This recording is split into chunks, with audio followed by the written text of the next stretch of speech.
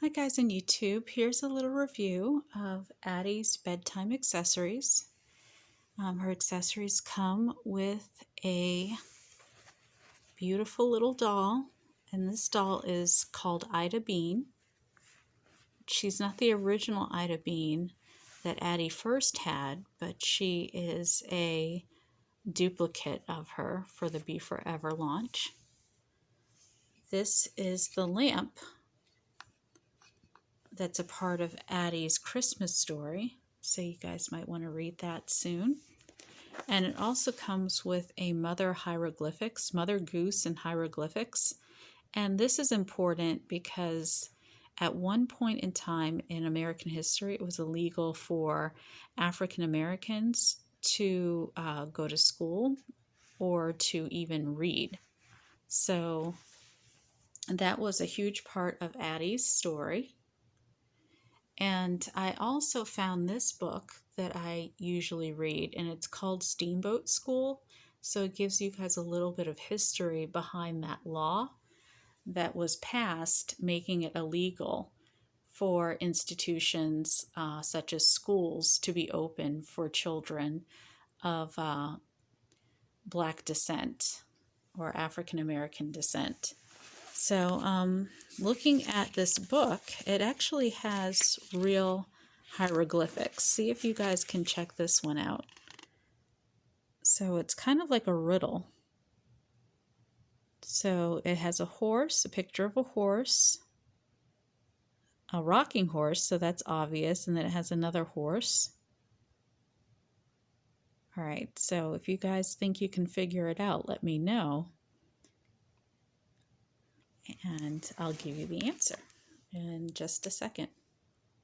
So my answer is going to come from this book, and this book is not in hieroglyphics, but think about how much of a juxtaposition this is, where kids in America who could read, who went to school to read, could actually read a book like this.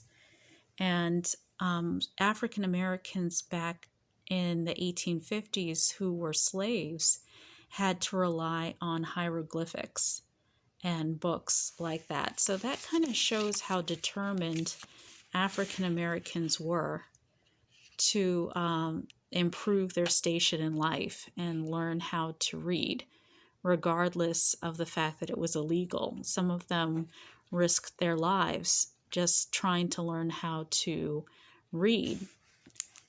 Can you imagine that? So someone was very creative to come up with this, because you almost had to read in code.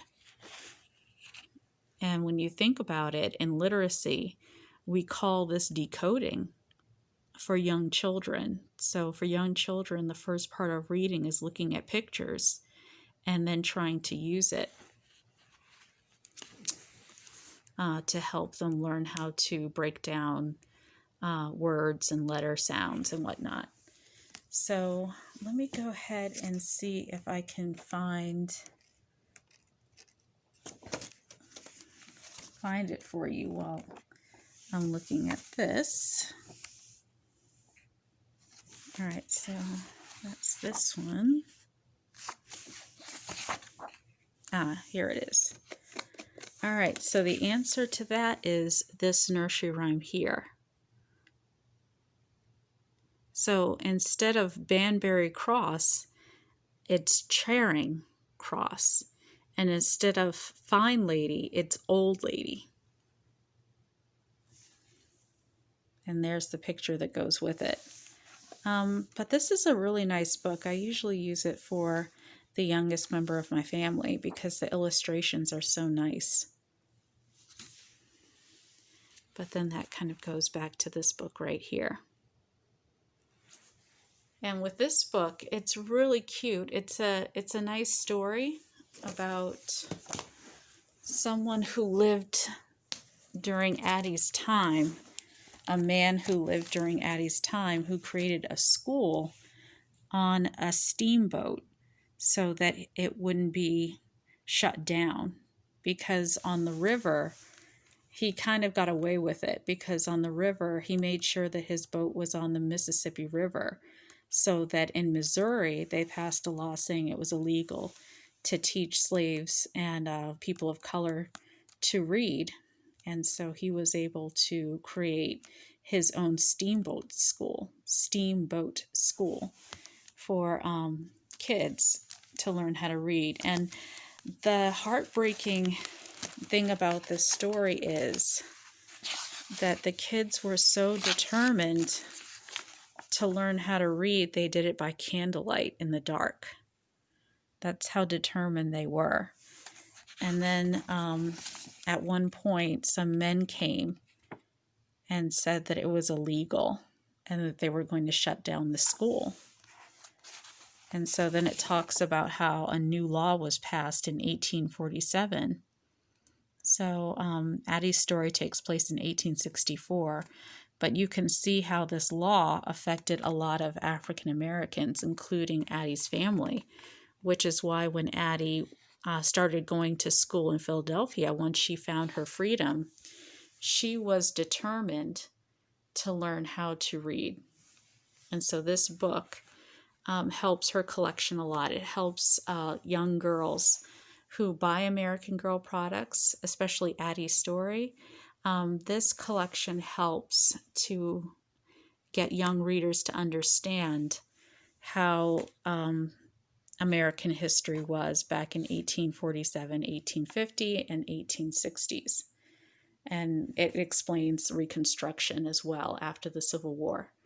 So I still want you guys to urge American Girl to diversify because they retired the set, which makes me very, very sad because this set was so important to Addy's story because, again, it just shows how determined someone like Addy, the character, was to not only learn how to read herself after slavery, but to teach others how to read. Because when you think about it, Addy goes on to be a teacher, I believe. That's the way the story goes. It kind of follows Addy's story so that you can conclude on your own that she's going to be some kind of educator because her family believes very strongly in education. Speaking of education, I have my youngest member of my family. These are the Biddy babies, Biddy twins that he plays with. And so we're getting our menu ready for fall. And he really kind of fell in love with the whole cooking idea. So we usually incorporate our generation with some American Girl stuff. So that's what you see here. I just wanted to take the time out to recreate this. And so as you can see, we're having pumpkin spice pancakes, apple spice pancakes, oat scones with applesauce or jam, pasta with veggies, strawberry tart, and apple spice cake. And so there are all his ingredients back there. And I use a lot of different wooden food from Target and whatnot to recreate certain things. But it's just kind of funny how with every generation, education is so important. So we don't stop in our house. We just keep going with education, no matter how old or how young. So that's the review of Addy's bedtime accessories. I hope you guys can get your hands on it. This lamp is a real working lamp. I just don't have the batteries for it, but I usually like to use it for display purposes only. But I can't wait to use it during the holiday season. And of course, Addy's quilt in bed. And if you guys ever do read Sam and the Tigers, I really believe that Sam and the Tigers was written by an African American and not a European or a Caucasian American. I think that story was stolen at one point because in African American culture, there's always this resemblance of a man who's dressed to the nines and he's surrounded by like a tiger. And I think the story was published as Little Brave Sambo.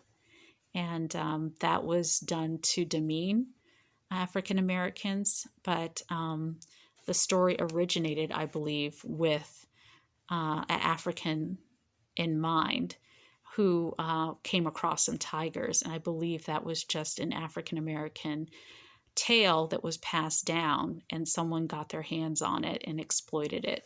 So you guys have to be careful of just not knowing your history, not knowing your facts. Make sure that you read up, because if you're one of those students who believes in going all the way to becoming a lawyer, doctor, or whatnot, you are going to have to take advanced placement history and English, and you are going to be reading things that have to do with African American literature and being able to decipher them and break them down. So in my house, it starts with something as simple as literature on a very basic level, nursery rhymes, children books that talk about history, so that kids can understand it, and play. So that's where American Girl comes in my family. All right, guys. Well, I hope you guys have a happy fall, because I know we are going to do that. So if you like my content, like and subscribe to my channel, and hopefully I can give you guys more information about American Girl and diversity. All right, talk to you later.